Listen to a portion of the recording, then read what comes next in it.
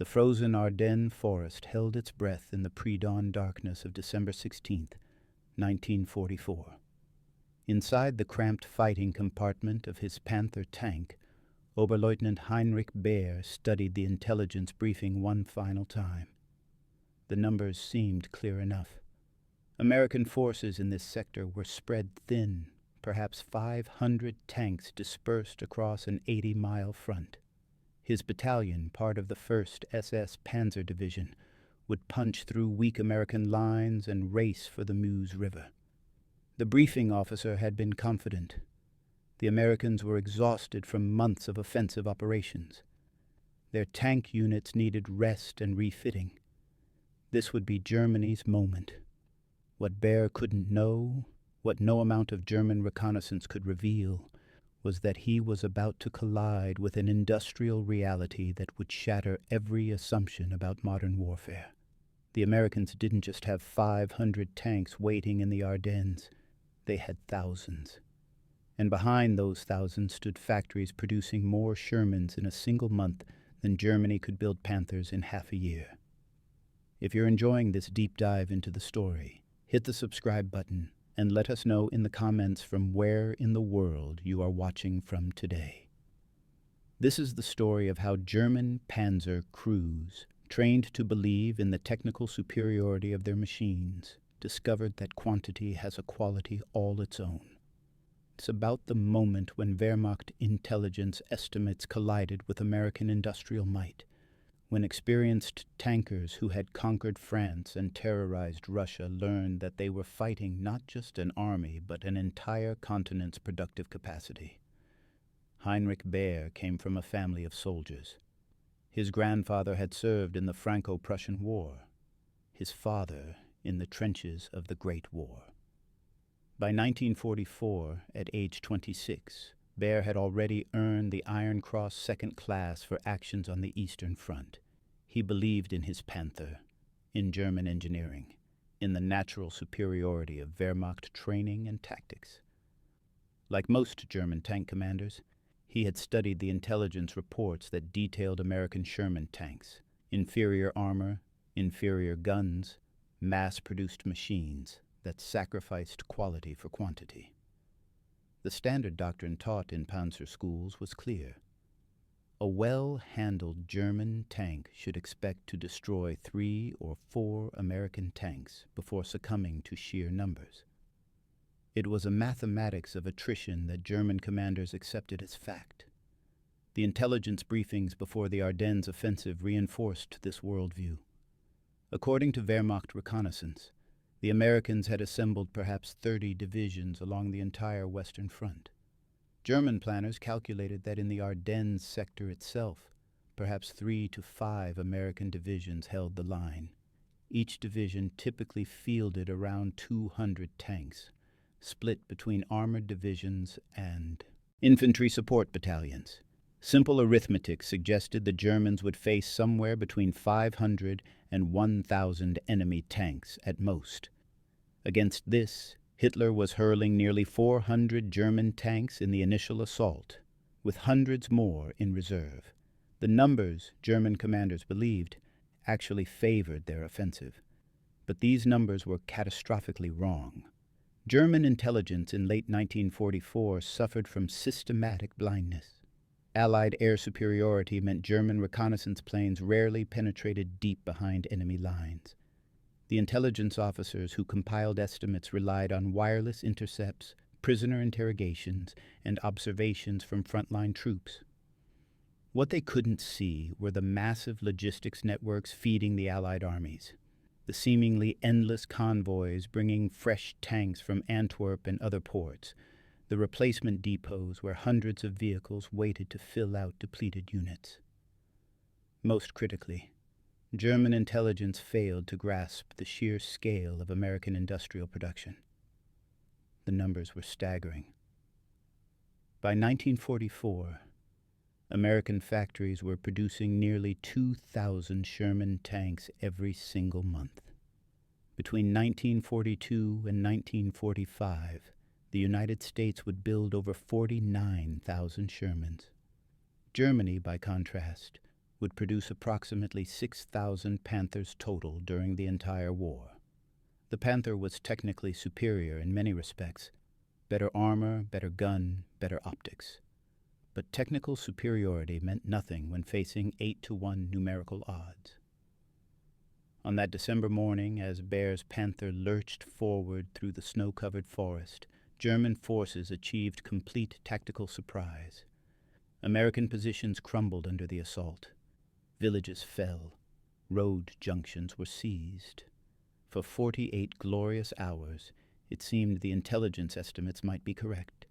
The Americans appeared thin on the ground, disorganized, retreating in confusion. Baer's company destroyed a dozen American tanks in the first 2 days, mostly Shermans caught out of position or attempting hasty counterattacks. Each kill reinforced the doctrine: German quality against American quantity. Then the picture began to change. By the third day of the offensive, December 19th, Baer noticed something disturbing in the wireless traffic. His battalion should have been approaching the Meuse River. Instead, they were still fighting in the same 10-kilometer corridor they'd captured on day one. The Americans weren't just retreating anymore. Fresh units were appearing from nowhere. Tank formations that should have been shattered by the initial assault were still fighting, and every hour brought reports of more American tanks. At first, Baer's battalion intelligence officer tried to explain it as confusion in identification. Perhaps crews were reporting the same enemy units multiple times. Perhaps destroyed American tanks were being counted twice. But as the days wore on, the truth became inescapable. The Americans had far more tanks than anyone in the Wehrmacht had imagined possible. The American Third Army, under General George Patton, began its relief operation toward the besieged town of Bastogne on December 22nd. This movement alone involved over 450 American tanks. But Patton's armor was only part of the picture. To the north, the American First Army was marshaling even larger forces. The Ninth Army held substantial reserves. British tank divisions were moving into position. And behind all of these combat formations stood the replacement system, a vast network of depots, workshops, and supply columns that German intelligence had completely failed to detect. By Christmas Day, 1944, Baer's company was trapped in what Germans called the bulge, a penetration into American lines that was rapidly becoming a salient surrounded on 3 sides. Fuel supplies, which were supposed to have been captured from American stocks, had failed to materialize. Ammunition was running low, and everywhere Baer looked through his commander's periscope, he saw more American tanks. On December 26th, Baer's Panther took up a defensive position overlooking a key crossroads near the town of Mannheim. His orders were simple: hold this junction at all costs. Wehrmacht intelligence estimated that perhaps 20 to 30 American tanks might attempt to break through this sector. Baer positioned his company, 4 Panthers, 2 Panzer IVs, in carefully camouflaged positions with excellent fields of fire. German doctrine emphasized the importance of first-shot kills. If they could ambush the American column, 6 German tanks might destroy twice their number before being forced to withdraw. The Americans arrived at dawn. Baer counted the first wave: 32 Sherman tanks, accompanied by infantry riding on half-tracks. His wireless operator reported more enemy armor approaching from the west. A forward observer counted another 40 vehicles in a secondary column. Baer gave the order to open fire. His Panther's 75mm gun destroyed the lead American tank at over 1,000 meters. His gunner was excellent, trained in Prussia before the war. 2 more Shermans exploded in quick succession. The Americans didn't retreat. They didn't even slow down. They simply spread out and kept coming. For the next 4 hours, Baer's company fought what German tactical doctrine called a fighting withdrawal. Fall back after inflicting maximum casualties, Reform at the next defensive line, repeat. His company destroyed at least 18 American tanks that morning. They should have stopped the attack cold. But for every Sherman they destroyed, 2 more appeared to take its place. The Americans accepted losses that would have crippled a German formation and simply continued the advance. By early afternoon, Baer's company was down to 3 operational tanks, completely out of ammunition, and surrounded. Baer ordered his crew to abandon their Panther. As they withdrew through the snow, he looked back at the crossroads they'd defended so desperately. It was packed with American armor, easily 60 or 70 tanks, with more still arriving. His entire company's morning sacrifice had delayed the American advance by perhaps 4 hours. The mathematics didn't work. This wasn't combat. This was industrial warfare, and Germany was on the losing side of the equation. The full scope of Germany's intelligence failure became clear in the weeks following the Ardennes offensive. Wehrmacht after-action reports compiled in January 1945 painted a picture of systematic underestimation. Where German intelligence had predicted 500 to 1,000 American tanks in the entire Ardennes sector, the actual number deployed during the battle approached 4,000. Patton's Third Army alone fielded over 700 tanks. The First Army had even more. British armor formations added hundreds more to the Allied count. And critically, this massive armored force represented only a portion of Allied strength in Europe.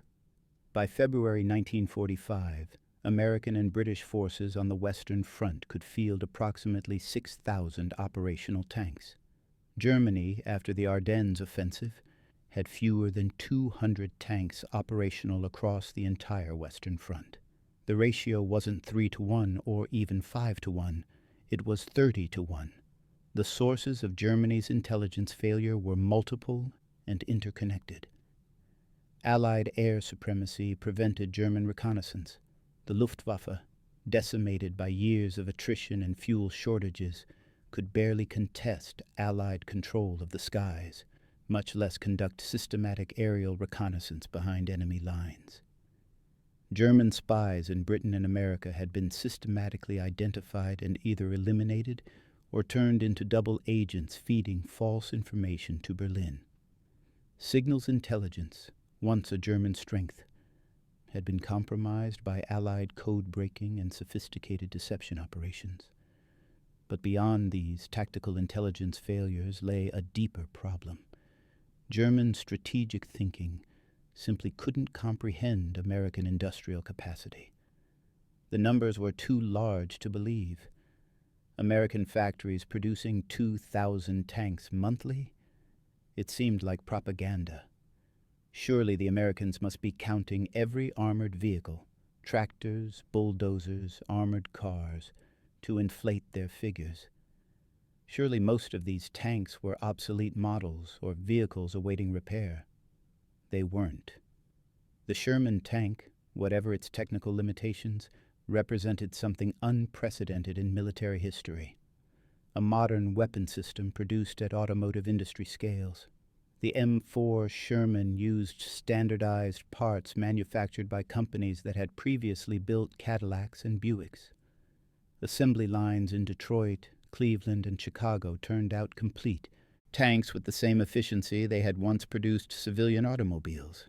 A Sherman could be built from raw materials to combat-ready vehicle in roughly 6 weeks. A German Panther required nearly 6 months. This industrial disparity created a feedback loop of catastrophic proportions for Germany. Every Panther destroyed in combat represented an irreplaceable asset. Even if Germany recovered the damaged vehicle, repairs required specialized parts that might take months to manufacture. Spare engines, transmissions, and gun tubes were chronically scarce. By contrast, American tank battalions routinely received completely new replacement vehicles within days of losing tanks in combat. Some American armored divisions actually had more tanks at the end of the Ardennes campaign than they'd started with. For German tank crews like Baer, This reality manifested as an endless stream of American armor. Destroy a Sherman in the morning, and 2 more appeared by afternoon. Knock out an entire American tank platoon, and a fresh platoon rolled forward the next day. The Americans could absorb losses that would have annihilated a German formation and continue operations as if nothing had happened. It violated every principle of attrition warfare. It turned tactical victories meaningless. The psychological impact on German tank crews was profound. Men who had fought across France in 1940, who had driven deep into Russia in 1941, who had faced Soviet T-34s at Kursk, began to despair. Technical superiority meant nothing against industrial infinity. A Panther might destroy 5 Shermans and still lose the battle because the 6th Sherman would flank and kill it. A Tiger tank might dominate a battlefield and still be forced to withdraw for lack of fuel or ammunition, while American supply trucks kept their opponents fully stocked. The contrast with the Eastern Front was instructive. Soviet industrial production also outpaced Germany's, but Soviet logistics were often chaotic, and Soviet tactical doctrine traded lives for territory with brutal pragmatism. German Panzer crews on the Eastern Front faced numerical odds, but they could still see paths to victory through superior training and tactical flexibility. The Americans were different. American logistics were superb. American tactics emphasized combined arms coordination, and American industrial backing meant that losing a battle simply meant trying again tomorrow with fresh equipment. If you find this story engaging, please take a moment to subscribe and enable notifications. It helps us continue producing in-depth content like this. By late January 1945, the Battle of the Bulge was effectively over. German forces had been pushed back to their starting positions. The offensive had cost Germany over 800 tanks, most of which could never be replaced. American losses were actually higher in absolute numbers.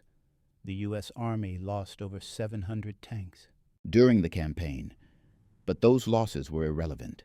Within 6 weeks, replacement Shermans would make good every American tank destroyed in the Ardennes. Germany's losses were permanent. Baer survived the Ardennes and was reassigned to a new unit being formed from the remnants of destroyed Panzer divisions.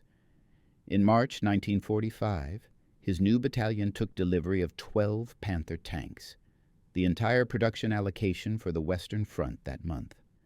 The battalion was supposed to have 45 tanks.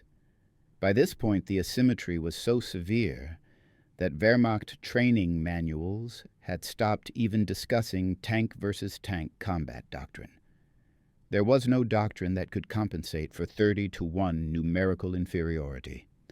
The final Allied offensives into Germany in March and April 1945-145 revealed the full scope of the industrial gap. American and British forces crossed the Rhine with over 7,000 operational tanks. Germany could muster perhaps 300 tanks to defend the entire Reich. The war's outcome was no longer in question. It hadn't been in question since 1943, when American war production reached full capacity. The Eastern Front had always been Germany's primary concern, but it was Western industrial might that made Germany's defeat inevitable. German tank crews who survived the war carried with them a profound lesson about the nature of modern warfare. Technical excellence, tactical skill, even strategic brilliance meant nothing against an enemy who could replace losses faster than you could inflict them. The German military had prepared to fight a war of maneuver and tactical virtuosity. The Americans had fought a war of industrial production and logistical endurance. It turned out that factories won wars, not just soldiers. The intelligence failure that convinced German commanders they faced 500 American tanks when they actually faced thousands was not simply a counting error. It was a failure of imagination. German military thinking, rooted in traditions of decisive battle and qualitative superiority, couldn't process warfare at American industrial scales. Even when German intelligence officers saw the numbers on paper, even when prisoner interrogations revealed the truth about American production, the Wehrmacht's senior leadership dismissed the information as implausible. By the time reality forced itself on German consciousness, it was far too late. Baer's experience at that crossroads near Menhai, destroying 18 enemy tanks and still losing the position because 18 more simply appeared, was repeated thousands of times across the Western Front. German after-action reports from early 1945 are filled with similar accounts. Successful ambushes that didn't matter, tactical victories that changed nothing, kill ratios that were impressive and completely irrelevant. The American Sherman tank was, by most technical measures, inferior to German. Panthers and Tigers. Its armor was thinner, its gun was less powerful. In a one-on-one duel between a Sherman and a Panther, the German tank would usually win.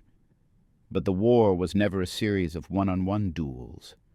It was a massive industrial contest where America fielded 8 Shermans for every German heavy tank, where American factories produced more tanks in a month than Germany produced in a quarter, where American replacement systems could reconstitute a decimated tank battalion in a week, while German formations waited months for a single replacement vehicle.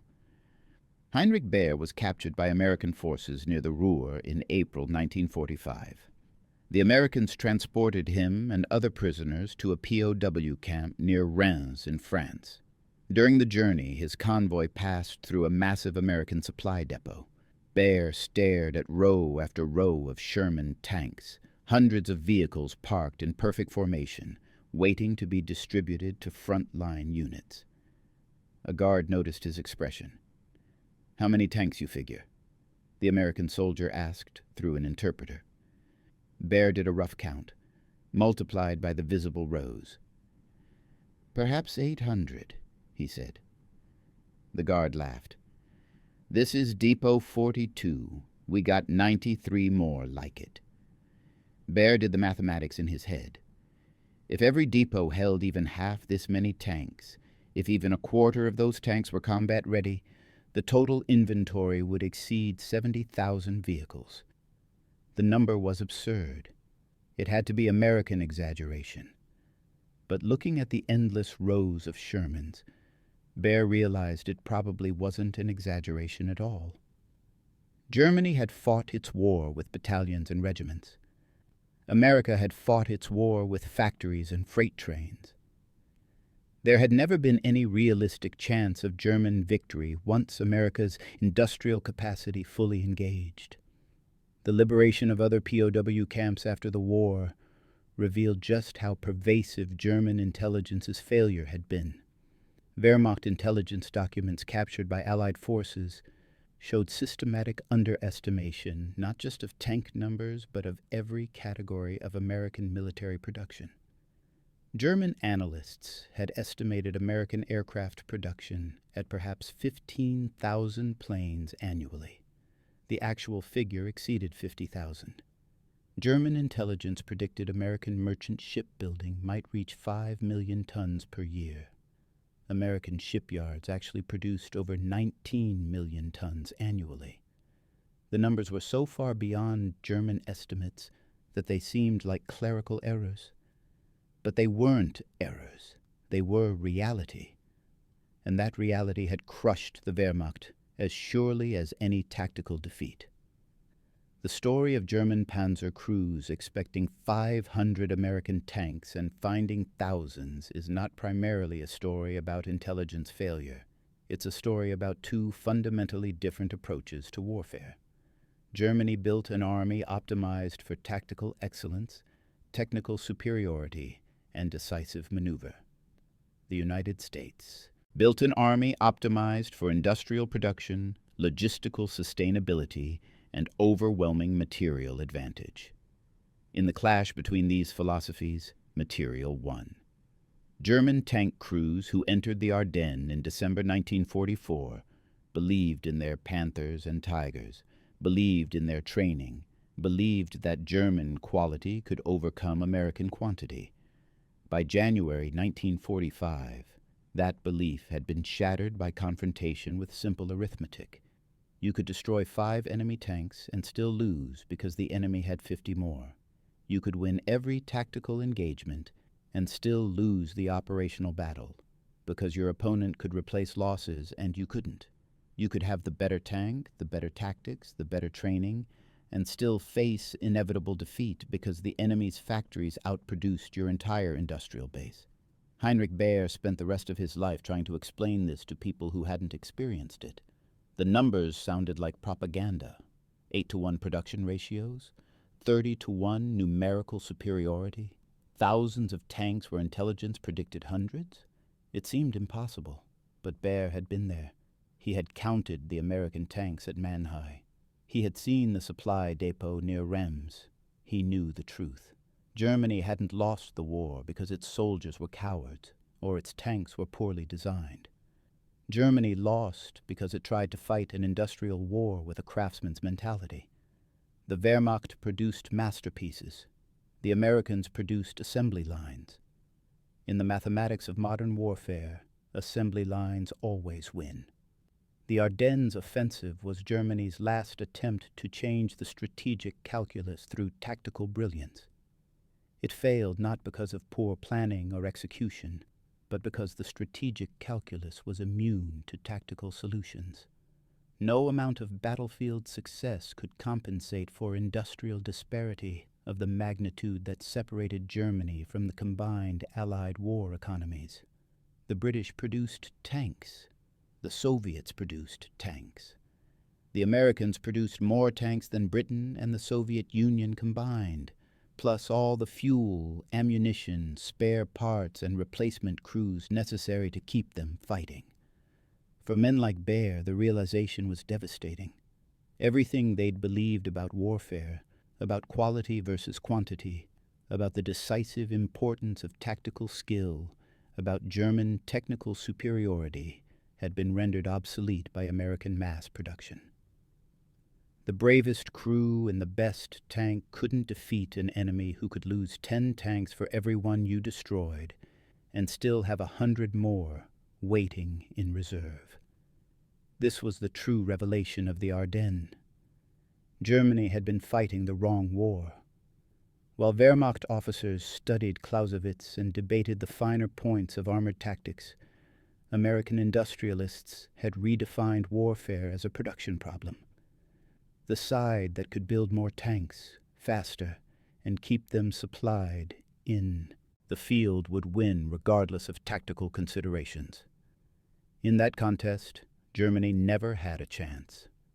The intelligence estimates that predicted 500 American tanks in the Ardennes weren't just numerically wrong. They reflected a fundamental misunderstanding of what kind of war the Allies were fighting. German planners assumed American tank battalions would operate under the same logistical constraints that limited German forces. They assumed American losses would create the same operational pauses that recovering from casualties forced on German units. They assumed a 20th century industrial nation would still fight wars according to 19th century principles of force concentration and decisive battle. All of these assumptions were wrong. The Americans had invented something new, warfare as continuous production. Losses didn't matter because production exceeded losses. Operational pauses were unnecessary because the logistics system kept units supplied continuously. Decisive battles were irrelevant because strategic attrition through superior industrial capacity made the war's outcome inevitable, regardless of tactical results. By the time Baer and his fellow Panzer crews understood this new reality, Germany had already lost. The Ardennes offensive wasn't defeated by American tactical brilliance or superior planning. It was defeated by freight trains carrying endless supplies, by factories producing 2,000 tanks monthly, by an industrial system that treated warfare as a logistics problem, with mass production as the solution. The German army had brought excellence to a gunfight. The Americans brought a factory. In the contest between quality and quantity, between tactical skill and industrial capacity, between the Panther and the Sherman. The victor wasn't the better tank. The victor was the tank that kept showing up, battle after battle, no matter how many times it was destroyed, because somewhere in Detroit, another one was rolling off an assembly line. That was the lesson Heinrich Baer learned at Mannheim. That was the reality German intelligence had failed to detect. That was the war Germany couldn't win. The mathematics of industrial warfare became brutally clear to German commanders in the weeks following the Ardennes offensive. Wehrmacht intelligence officers, finally forced to confront the scale of their miscalculations, compiled detailed analyses of Allied tank strength. These reports, discovered in captured German archives after the war, reveal the profound shock that accompanied this realization. One intelligence summary from early February 1945 noted that Allied tank strength on the Western Front had actually increased during the Ardennes battle, despite German forces destroying over 700 Allied tanks. The analyst who wrote this report added a marginal note: how is this possible? The answer lay in a supply system that German planners had fundamentally failed to comprehend. Every American armored division in Europe was backed by a replacement system that operated with assembly line efficiency. Tank transporter units moved fresh Shermans from rear depots to forward positions. Maintenance battalions could strip damaged vehicles for parts and return repaired tanks to service within days. Ordnance companies stockpiled complete replacement engines, transmissions, and gun assemblies. When an American tank battalion lost vehicles in combat, the battalion commander could expect replacements within 72 hours. Sometimes the replacement tanks arrived before the unit had even completed its after-action reports. For German Panzer units, the contrast was devastating. A Panther tank damaged in combat faced a completely different fate. If the damage was minor, a thrown track, a damaged road wheel, the crew might effect repairs using their limited onboard tools. If the damage was more serious, the tank would need recovery by specialized vehicles that were themselves in short supply. The damaged Panther would then travel hundreds of kilometers to rear area workshops, where civilian technicians, often working with inadequate tools and parts, would attempt repairs. The entire process could take months. Many damaged German tanks were simply abandoned because recovery vehicles couldn't reach them, or because spare parts didn't exist. This disparity in logistics created a vicious cycle. German tank strength steadily declined, not primarily because of combat losses, but because of maintenance attrition.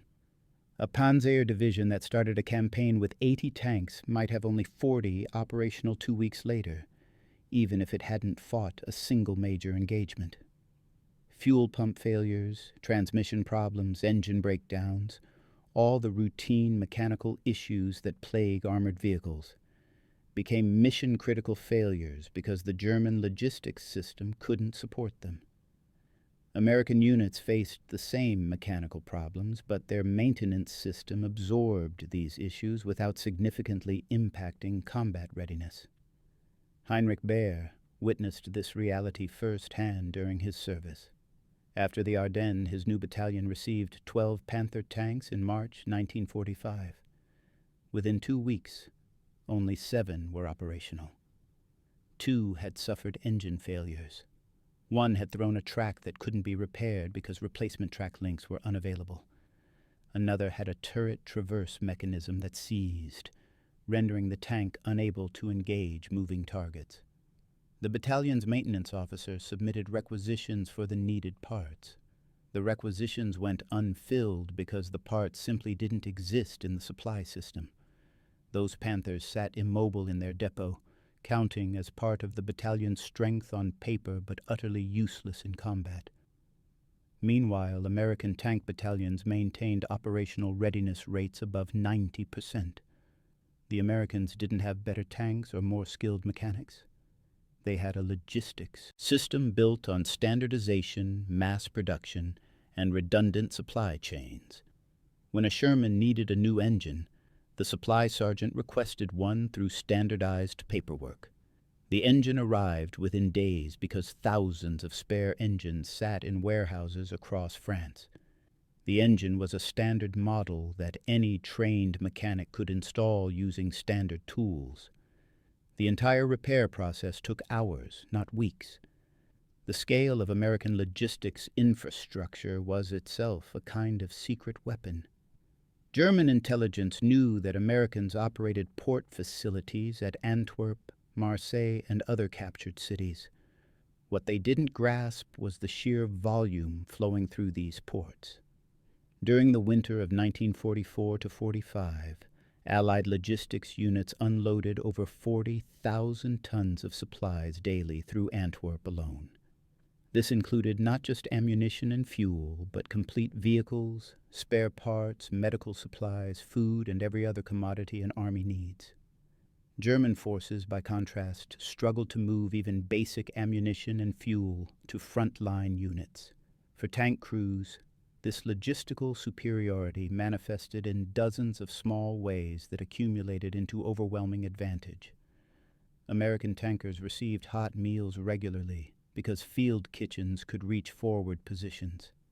German tankers often subsisted on cold rations because supply trucks lacked fuel for the journey. American crews had ample machine gun ammunition, allowing them to engage infantry and soft targets freely. German crews hoarded ammunition because resupply was uncertain. American tanks rarely broke down for lack of fuel because petroleum flowed forward in seemingly endless quantities. German tanks frequently sat immobile, fully operational but unable to move because fuel allocations had been exhausted. These mundane logistical advantages translated directly into combat effectiveness. A well-fed crew fought better than a hungry one. A tank with full ammunition bins could be more aggressive than one conserving shells. A unit confident in its fuel supply could maneuver boldly, while one watching its fuel gauge fought conservatively. In hundreds of small engagements across the front, these factors often mattered more than technical specifications of armor and guns. The American logistics system also enabled a kind of tactical flexibility that German forces couldn't match. When Allied commanders wanted to reinforce a sector, they could move entire tank battalions hundreds of kilometers in days. Tank transporter units loaded Shermans onto specialized trucks and moved them by road, preserving the tank's mechanical condition. German Panzer units, lacking sufficient transporters, had to drive their tanks to new positions. This not only consumed precious fuel, but also inflicted wear on mechanical components. By the time German tanks reached their new positions, they often needed maintenance. American tanks arrived ready to fight immediately, the intelligence failure. That led German commanders to expect 500 American tanks and encounter thousands was compounded by systematic underestimation of this entire logistics network. Wehrmacht intelligence analysts counted tanks. They tracked unit identifications. They monitored wireless traffic. But they had no framework for understanding the industrial infrastructure behind those tanks. They saw American armored divisions as military formations comparable to German Panzer divisions. They didn't see the transcontinental railroad network that moved raw materials to factories, the automated production lines that turned steel into tanks, the Liberty ships that transported those tanks across the Atlantic, the port battalions that unloaded them, the tank transporter units that moved them forward, the depot companies that maintained spare parts, the recovery units that salvaged damaged vehicles, and the training camps that produced replacement crews. All of this infrastructure was invisible to German intelligence, but it was this infrastructure that made American numerical superiority sustainable. A German Panzer division was a tactical formation. An American armored division was the visible tip of an entire industrial system. Destroying the tactical formation meant nothing because the system simply produced another one. This was the realization that slowly dawned on German commanders in early 1945. They weren't fighting divisions. They were fighting factories. The human cost of this miscalculation was measured not just in destroyed tanks, but in wasted lives. German tank crews were among the Wehrmacht's best soldiers. They received extensive training, sometimes 6 months or more before seeing combat. They studied gunnery, tactics, maintenance, and combined arms operations. Each trained Panzer crewman represented a significant investment of time and resources. When those crews died in combat or were captured, that investment was lost. Germany's training system couldn't produce replacements fast enough to keep pace with casualties. American tank crew training was shorter and more focused. The U.S. Army recognized that in a high-casualty environment, elaborate training was wasteful.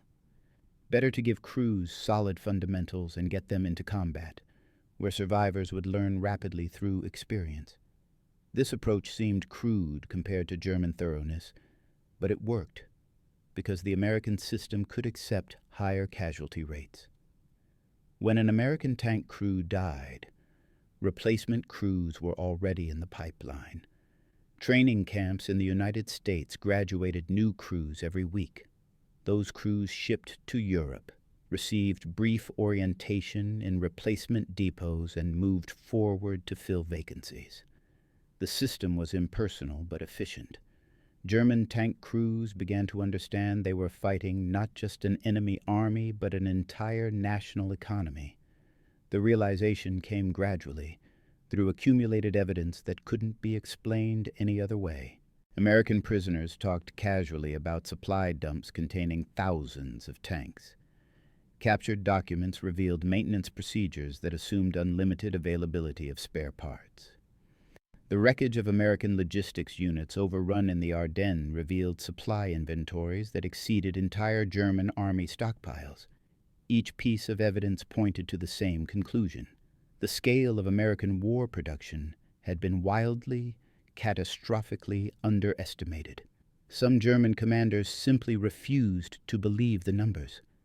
General Oberst Alfred Jodl, chief of the Wehrmacht operations staff, reportedly dismissed intelligence reports about American tank production as obvious Allied propaganda. How could any nation produce 2,000 tanks monthly? The figure had to be fabricated to demoralize German forces. But junior officers who had actually fought American armored units knew better.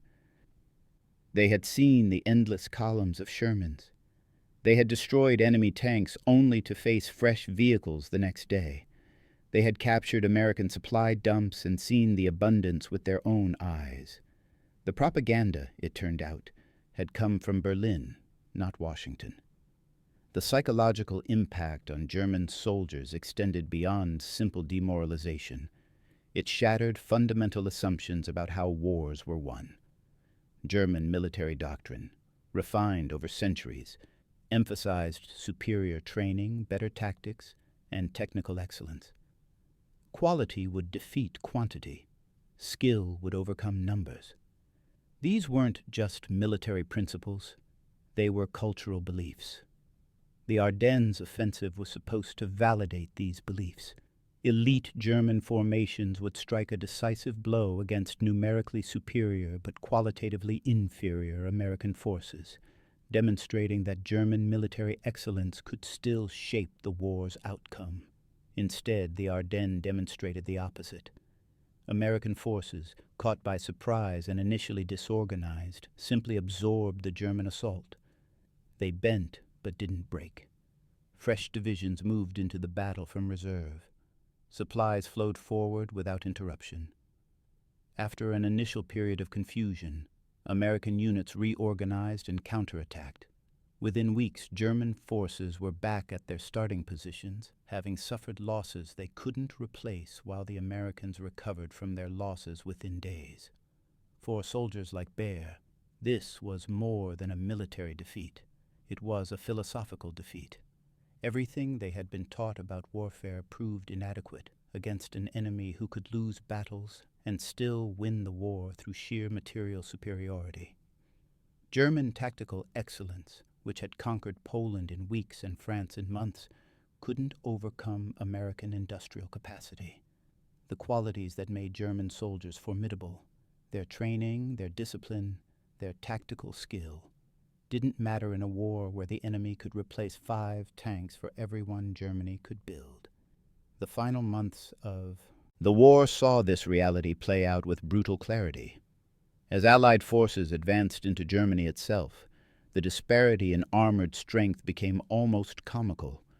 Wehrmacht situation maps from March 1945 show individual German tanks noted by specific tactical number, so scarce had armored vehicles become. Allied maps showed entire divisions, hundreds of tanks, represented by simple symbols because there were too many to track individually. The German army was rationing tanks. The Allies were rationing where to deploy their abundance. German civilians, as the war entered their homeland, began to see what their soldiers had already learned. American convoys rolled through captured German towns in formations that stretched for kilometers. Trucks, tanks, half-tracks, artillery pieces, supply vehicles, an endless stream of military equipment. Some German civilians counted vehicles as they passed, trying to comprehend the magnitude of Allied material superiority. They stopped counting when the convoys continued for hours without end. This was the industrial might that German propaganda had dismissed as Jewish plutocratic weakness. This was the decadent democracy that had outproduced the Reich by orders of magnitude. In POW camps, captured German soldiers received news of the war's progress with fatalistic resignation. The surrender of German forces in April and May 1945 surprised no one who had fought on the Western Front in the war's final year. Defeat had been obvious for months to anyone who understood the numbers. The surprise was that Germany had continued fighting at all, expending lives and resources in a war that couldn't possibly be won. But surrendering required admitting that everything German military culture had believed about warfare was wrong. That admission came hard. Heinrich Baer, sitting in a POW camp in May 1945, tried to explain to his fellow prisoners what he had learned about modern warfare. "They didn't defeat us with better tanks," he said. "They defeated us with more factories." The distinction seemed subtle, but it was everything. A better tank implied that Germany might have won with superior technology. More factories meant that Germany could never have won regardless of technology, because industrial capacity determined modern warfare's outcome more than any tactical consideration. Some prisoners argued that Germany had simply been outnumbered, that any nation fighting against 3 major powers simultaneously would lose. But Baer knew the truth was more fundamental. Even if Germany had faced only the United States, even with all its forces concentrated on the Western Front, the outcome would have been the same. American industrial production exceeded Germany's by such a margin that no amount of tactical skill or technical excellence could compensate. The war had been decided not at Normandy or in the Ardennes, but in Detroit, where factories produced tanks at rates that German planners literally couldn't believe. The post-war American occupation of Germany provided the final evidence. American military police drove jeeps. American supply trucks delivered food aid. American tanks guarded key installations. German civilians saw up close the equipment that had defeated their armies. The vehicles were well made, but not exceptional. The tanks were adequate, but not superior. What was exceptional, what was superior, was the sheer quantity. There were more American jeeps in occupied Germany than there had been German staff cars in the entire Wehrmacht. There were more American supply trucks visible on German roads than had supplied all German forces in the West. The material abundance was almost offensive to Germans who had suffered through years of rationing and scarcity. This abundance extended to everything. American soldiers had cigarettes to give away. German soldiers had hoarded cigarette butts. Americans ate fresh meat regularly. Germans had survived on turnips and black bread. Americans discarded equipment that still functioned because newer models were available. Germans had fought to the last with obsolete weapons because nothing else existed. The contrast wasn't just military, it was civilizational. The United States had fought a global war while simultaneously raising living standards at home. Germany had mobilized its entire society and still couldn't match American production. For Heinrich Baer and the generation of German soldiers who survived the war, these lessons were bitter but undeniable. The Wehrmacht had been a formidable fighting force by any traditional measure. German tanks were better engineered. German tactics were more sophisticated. German soldiers were better trained. None of it mattered. In the calculus of industrial warfare, production capacity overwhelmed tactical excellence. Logistics defeated strategy. Factories conquered armies. The intelligence estimate that predicted 500 American tanks and missed 4,000 wasn't just a counting error. It represented the gap between two different kinds of warfare. Germany fought World War II using principles refined in World War I, emphasizing quality, professional soldiers, and decisive maneuver. America fought World War II as an industrial problem, emphasizing quantity, standardization, and overwhelming material advantage. When these approaches collided, there was never any doubt which would prevail. Baer carried these lessons for the rest of his life. He never blamed individual German soldiers for the defeat. How could he? They had fought bravely against impossible odds. He didn't even blame German tactical doctrine, which had been appropriate for the wars Germany expected to fight. The failure was strategic, philosophical even. Germany had entered a modern industrial total war believing that 19th century military virtues still mattered. By the time German commanders understood the true nature of the conflict, defeat was inevitable. The irony was that Germany had pioneered industrial warfare in World War I. German factories had produced artillery shells by the millions, poison gas by the ton, machine guns by the thousands. But in the interwar years, Germany had forgotten these lessons or believed they no longer applied. The Wehrmacht's doctrine emphasized mobile warfare and tactical flexibility precisely because Germany lacked the industrial base for material attrition. German strategy assumed quick victories because Germany couldn't sustain long wars of industrial production. The entire German way of war was built around avoiding exactly the kind of conflict that World War II became. America, by contrast, had learned from World War I that industrial capacity determined modern war outcomes.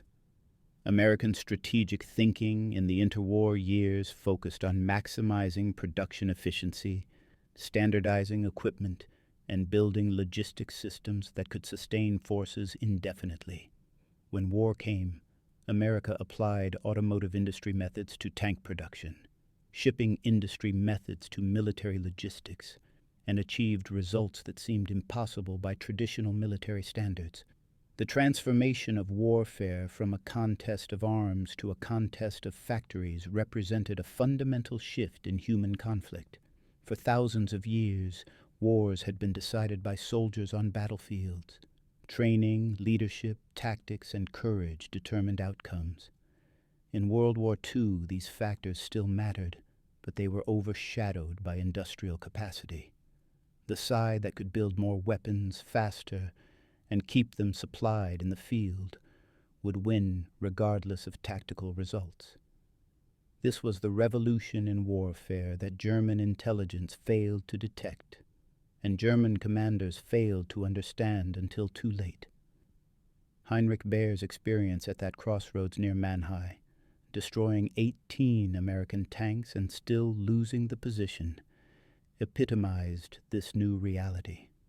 In any previous war, such a victory would have been decisive. In industrial warfare, it was merely expensive for the Americans and fatal for the Germans. The Americans could afford the loss. Germany couldn't. That asymmetry, multiplied across thousands of engagements over years of warfare, determined the war's outcome more surely than any battle. The German expectation of facing 500 American tanks, confronted by the reality of thousands, was thus not just an intelligence failure, but a civilizational awakening. Germany had brought craftsmanship to a mass production contest. The Germans had designed masterpiece tanks built by skilled workers. The Americans had designed adequate tanks built by assembly lines. In the collision between these philosophies, adequacy produced at scale defeated excellence, produced in limited quantities. This lesson transcended World War II. It defined modern warfare's character and remained relevant into the 21st century. Wars between industrial nations would be decided not by tactical brilliance but by productive capacity. The side that could sustain material losses while maintaining operational tempo would prevail over the side that fought more skillfully but couldn't replace losses. Quality still mattered, but only within the context of sustainable production. The absolute best weapon that couldn't be produced in quantity lost to the adequate weapon that could be mass manufactured. For the German soldiers who learned this lesson in the snow-covered Ardennes in December 1944, the knowledge came too late to change anything. They fought on because surrender was unthinkable and because orders demanded it. But they knew, with the certainty that comes from direct experience, that they were fighting an unwinnable war. The mathematics had spoken. The factories had decided. Everything else was just the slow working out of an inevitable conclusion. Thank you for watching. For more detailed historical breakdowns, check out the other videos on your screen now and don't forget to subscribe.